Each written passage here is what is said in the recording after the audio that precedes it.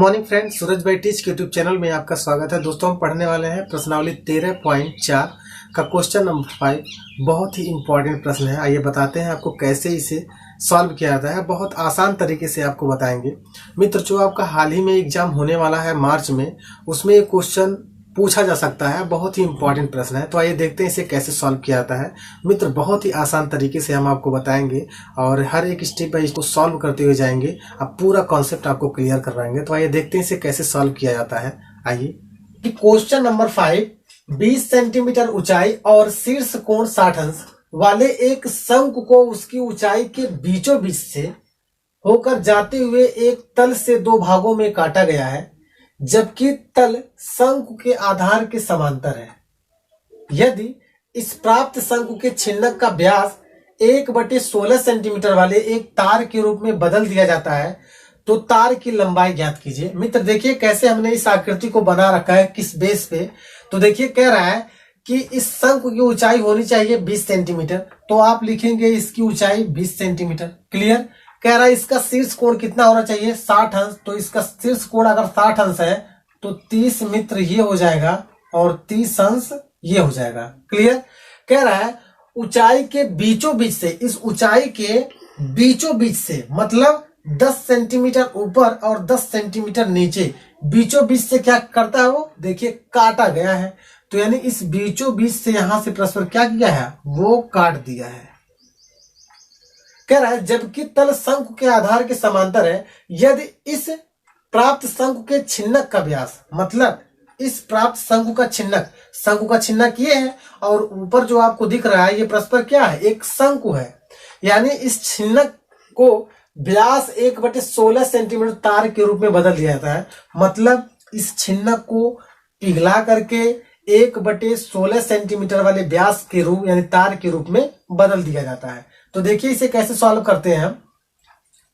यानी इस पूरे शंकु की ऊंचाई 20 सेंटीमीटर है, तो यानी इस बीचों बीच से काटा है, यानी इस छिन्नक की जो ऊंचाई हो जाएगी मित्र, वो 10 सेंटीमीटर हो जाएगी। क्लियर। अब हमें रेडियस पता नहीं है, इसकी त्रिज्या पता नहीं है, न तो हमें इसकी त्रिज्या पता है। यानी इसका त्रिज्या जानते ही हैं आप, R1 होता है, और इसकी त्रिज्या आप जानते हैं R2 होती है। अब हमें इसकी त्रिज्या सबसे पहले ज्ञात करनी है। तो त्रिज्या कैसे ज्ञात करें, ये कोण वाला मित्र सबसे पहले त्रिकोणमिति आप पढ़े हैं तो आप जानते होंगे कि अगर ये कोण इस प्रकार आपको दिख रहा है तो जहां से एंगल बनता है वहां से सीधे देखने पर जो उसके सामने वाला भुजा दिखता है वो परस्पर क्या होता है, वो लंब होता है। यानी R2 परस्पर क्या है, लंब है, और इसका परस्पर क्या है, ये आधार है। तो आधार अगर ये 10, अगर इतना 10 है तो परस्पर यह भी 10 होगा मित्र, तो 10 यह भी होगा। क्लियर। अब हम देखते हैं, अगर हम इसका नाम देते हैं A, इसका नाम देते हैं मित्र B, इसका नाम देते हैं C, इसका नाम देते हैं D और इसका नाम देते हैं E, तो देखिए त्रिभुज ABC में, तो देखिए त्रिभुज ABC में मित्र, ABC में, तो देखिए यानी यहां से सीधे ये लंब है और ये आधार है, और लंब बटे आधार किस में चलता है, तो आप कहेंगे 10 में। तो 10 थीटा बराबर लंब बटे आधार, और इसका लंब मित्र BC है, तो यहां लिखेंगे BC, आधार कितना है तो कहेंगे AB है, तो यहां लिखेंगे AB। क्लियर। अब देखिए मित्र 10 है और थीटा की वैल्यू कितनी है, 30 अंश, तो आप लिखेंगे 30 अंश बराबर लंब कितना है मित्र, तो कहेंगे लंब परस्पर R2 है। देखिए ये लंब है इसका, तो ये परस्पर R2 है, तो लिखेंगे R2। देखिए R2, देखिए BC है ना, BC यानी R2। इसका आधार कितना है, आधार मतलब AB कितना है, तो AB इसका 10 सेंटीमीटर है, तो आप यहां लिखेंगे 10 सेंटीमीटर। और 10 30 अंश का मान आप जानते हैं कि 1/3 होता है। ये R2 बटे 10 हो जाएगा, और 10 इधर चला आएगा तो 10/3 R2 की वैल्यू हो जाएगी, यानी R2 बटे बराबर 10/3। ये R2 की वैल्यू मित्र हो गई। अब हम किसकी वैल्यू निकालते हैं, R1 की। तो त्रिभुज किसमें, त्रिभुज ADE में, तो त्रिभुज ADE में, E में पुनः 10 थीटा इक्वल, तो क्या होता है, लंब बटे आधार होता है। अब यहां अगर एंगल बन रहा है तो इसका सामने वाला क्या होगा, वो परस्पर लंब होगा। तो सामने वाला अगर ये लंब है तो ये D और E इसका नाम है, तो लिखते हैं D और E बटे इसका आधार क्या है, इसका आधार A और D है, तो इसका आधार A और D है। क्लियर। अब 10 अब थीटा की वैल्यू कितनी है, 30 अंश है, तो लिखते हैं 30 अंश बराबर इसका लंब कितना है, यानी डीई कितना है, डीई R1 है, तो इसके स्थान पे R1 लिखते हैं। और उसके बाद AD कितना है, यानी A और D कितना है, तो यहां से लेके यहां तक मित्र 20 है, तो आप लिखेंगे 20। अब देखिए 10 30 अंश का मान मित्र होता है 1/3 बराबर ये हो जाएगा R1/20, यानी 20 यहां चलाएगा, 20 से कम में 20, यानी 20/3 किसकी वैल्यू, R1 की, तो लिखेंगे R1 बराबर 20/3।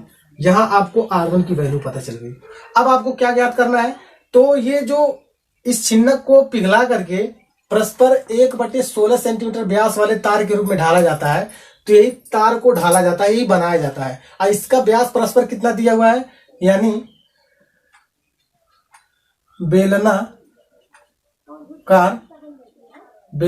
तार का व्यास बराबर कितना, 1/16 सेंटीमीटर, तो इसकी त्रिज्या हो जाएगी 1/16 बटे कितना मित्र, 2, तो ये हो जाएगा कितना, R बराबर 1/32 सेंटीमीटर। ये किसकी त्रिज्या हो जाएगी, बेलन की। तो देखिए मित्र, अब ये इसी स्थान पे आप जो भी वैल्यू आपने निकाल रखा है वही वैल्यू यहाँ पुट करेंगे और आंसर पाएंगे। तो सबसे पहले देखिए पाई से पाई मित्र क्या हो जाएगा, कैंसिल आउट हो जाएगा। ये 1/3 है मित्र, लिखेंगे 1/3, और मित्र देखिए बड़ा सा आप ब्रैकेट्स बनाएंगे और R1 का होल स्क्वायर कह रहा है, तो मित्र देखिए R1 का होल स्क्वायर यानी 20/3 है, तो आप यहां लिखेंगे मित्र 20/3 लिखेंगे, यानी इसका क्या हो जाएगा, होल स्क्वायर हो जाएगा, प्लस है मित्र प्लस R2 का मित्र होल स्क्वायर है, यानी R2 की वैल्यू देखिए 10/3 होती है, तो आप यहां लिखेंगे 10/3 का मित्र whole square plus R1 into R2। अब यही मित्र देखिए R1 गुणे R2, यानी यहां लिखेंगे 20/3 गुणे 10/3, और ये ब्रैकेट्स 1 इंटू H है। तो H क्या है मित्र, ये देखिए छिन्नक का ऊंचाई है H, ये पूरा H मत लिखिएगा, इस छिन्नक की ऊंचाई लिखिएगा, तो यही आपको लिखना है H इक्वल 10, तो हम यहां लिखेंगे इंटू क्या 10। क्लियर। अब देखिए ये R स्क्वायर है, ये बेलन की त्रिज्या की बात कर रहा है, और बेलन की त्रिज्या देखिए यहां निकला 1/32, तो आप लिखेंगे 1/32, इसका होल स्क्वायर है मित्र, तो लिखेंगे whole square into H dash है, तो H डैश। क्लियर, क्योंकि H यहां भी था, H यहां भी था, इसलिए हमने इसे H डैश नाम दे दिया। तो आप यहां देखेंगे ये तो 1/3 हो गया मित्र। अब देखिए 20 भी सही है मित्र, क्या होता है, तो 20 का गुणा 20 में करेंगे तो आपको मिलेगा 400, और √3 का स्क्वायर मित्र क्या होता है 3, ये प्लस है, प्लस 10 का स्क्वायर 10 ढाई 100 होता है, और बटे √3 का स्क्वायर मित्र 3 होता है, ये प्लस है मित्र प्लस। अब 20 ढाई मित्र कितना होता है, तो आप कहेंगे 200 होता है, अपान √3 इंटू √3 3 होता है मित्र, और इंटू कितना है 10 है, तो 10 लिखेंगे इक्वल 1 का स्क्वायर मित्र 1 होता है, और 32 का स्क्वायर 1024 होता है, और इंटू H डैश है, तो H डैश। क्लियर। अब देखिए ये 10 का मल्टीप्लाई यहां करवा दीजिए, क्योंकि 10/1 लिख सकते हैं, अब मल्टीप्लाई में ऊपर ऊपर गुणा होता है, तो लिखेंगे यहां आप लिख देंगे मित्र 10/3, और कोष्टक में हो जाएगा 4 1 5 2 700 मित्र, तो हो गया ये 700, और सबका हर समान है, तो बटे कितना 3, और बराबर कितना चल रहा है मित्र, तो कहेंगे 1/1024 गुणे कितना H डैश। क्लियर।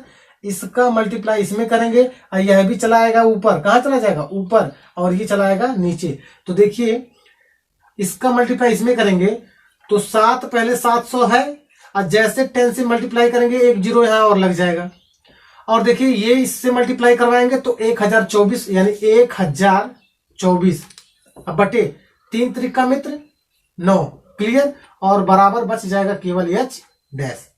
अब देखिए मित्र ये 000 है, तो इसको छोड़ दीजिए, अभी केवल 7 से आप मल्टीप्लाई करवाइए, 7 चौका मित्र कितना होगा, तो आप कहेंगे 28 होता है, हाथ में कितना 2, यानी 7 दूना 14, 14 2 16 के 6, हासिल कितना 1, और 7 0 0, फिर कितना हो जाएगा 1, और 7 कम में 7।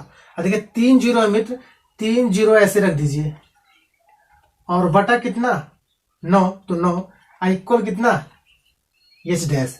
अब क्या करना, 9 से इसी को डिवाइड करना है, आपको उत्तर पाना है। तो देखिए हम डिवाइड करके आपको बता रहे हैं, यानी जब आप बच्चा 9 से आप डिवाइड करेंगे 716 और उसके बाद 8000, तो देखिए 9 सत्ते 63, तो कितना हो जाएगा, यहाँ बचेगा 8, ये 6 यहाँ लग जाएगा तो 9 बार जाएगा तो 81 हो जाएगा, 9 9 81, ये 5 बचेगा, ये 8 उतार देंगे यहाँ तो 9 6 54, यहाँ 4 बचा मित्र, ये 0 आप उतारेंगे तो हो जाएगा 9 चौक 36, तो 4 मित्र, यहाँ भी 0 तो 9 चौक 36, तो 4 मित्र, और आप इसे भी उतारेंगे तो 9 चौक 36, 4 पॉइंट लगा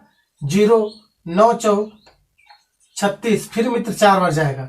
इसका मतलब अगर आप इससे इसको डिवाइड करते हैं तो अब आपको एच इक्वल पता चल जाता है कितना, तो आप कहेंगे 796444 अब 0.44 सेंटीमीटर। और आपको इसे मीटर में बदलना है, तो मीटर में बदलने के लिए आप क्या करेंगे, 100 से डिवाइड करेंगे मित्र। तो 100 से डिवाइड हम यहीं आपको करके दिखा दे रहे हैं। तो देखिए हो जाएगा यहाँ आपका एच इक्वल हो जाएगा 79644 फिर 4.44 बटे 100, तो हो जाएगा क्या मीटर। तो एच इक्वल हो जाएगा, ये 00 है, ये पॉइंट कसक के यहाँ लग जाएगा तो 7964.44 मीटर हो जाएगा। तो यही तार की लंबाई हो जाएगी।